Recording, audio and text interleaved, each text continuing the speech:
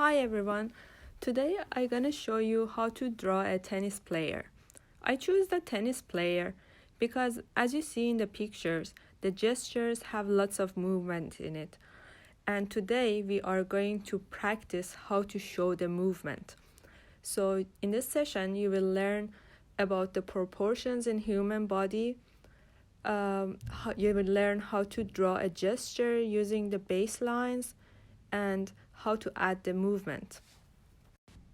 This is the figure that we want to work on. As you see in the picture, the lady is leaning to one side.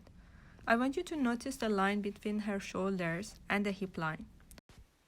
These two lines play a very important role in showing the movement in our body. For example, if you stand straight, you will see the line between your shoulders and your hip line are two parallel lines, but as you move, they make an angle. If I want to show the movement in the body of our tennis player with only one line, that might be this line. Here I tried to draw the gesture with very simple lines.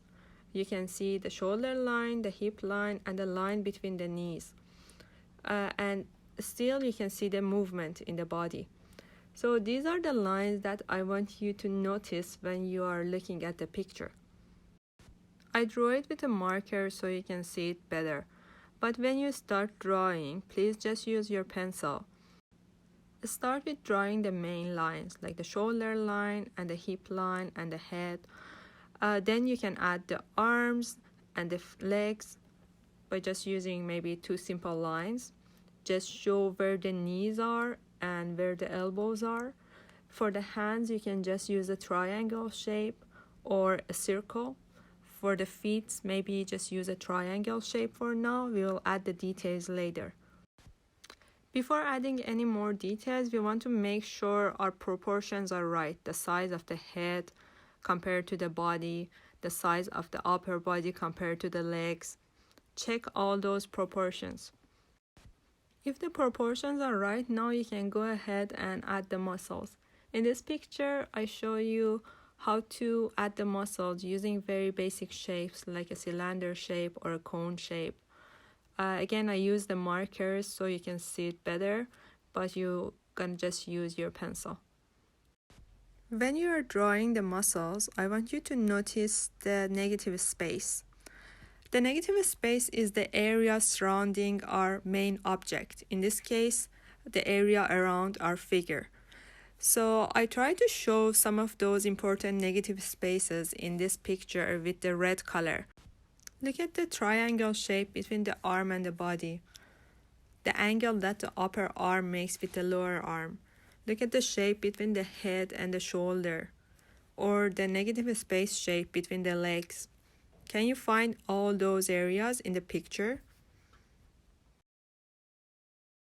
Let's go back to our pencil drawing. Now that I finished drawing the whole figure using the basic shapes, I want to start adding more details to it. You can add more curves to the muscles, you can add the clothes. At this stage, you can decide if you want the player to be a man or a woman.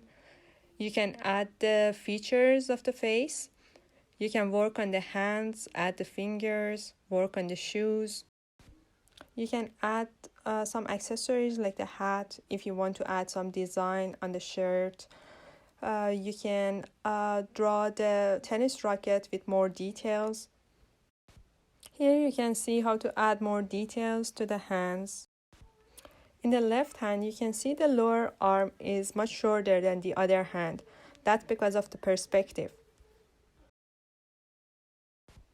I added more details to the face. Pay attention to the location of the feet. As the right foot is more to the back, we should place it higher in our picture. So make sure they are in the right spot. Now you can move on to drawing more details in the background. I decided to show the corner of the tennis court and then add some people in the background. Usually when there's an important tennis game going on, we see some banners with advertisement on it around the tennis court. So if you want, you can add some of those advertisements on the background. Now it's time to trace your lines with the Sharpie.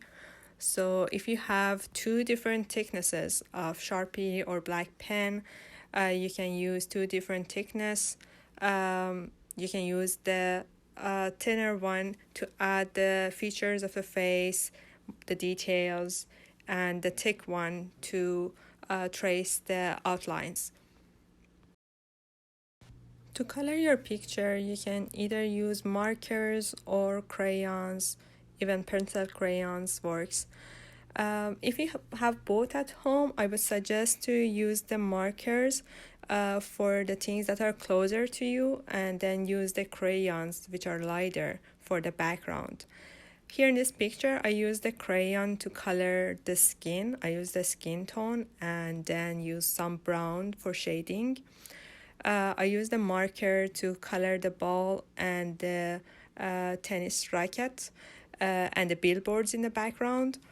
You can also use the crayons to color the ground because that's a big surface and it might take longer time to color it with the markers. My suggestion for you is to first color the details. Always start with coloring little things and then color the big surfaces.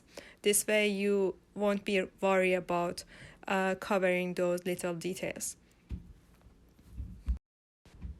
Good luck, everyone. I would like to also include some samples of my students' artworks here at the end for you. Good luck and see you next week.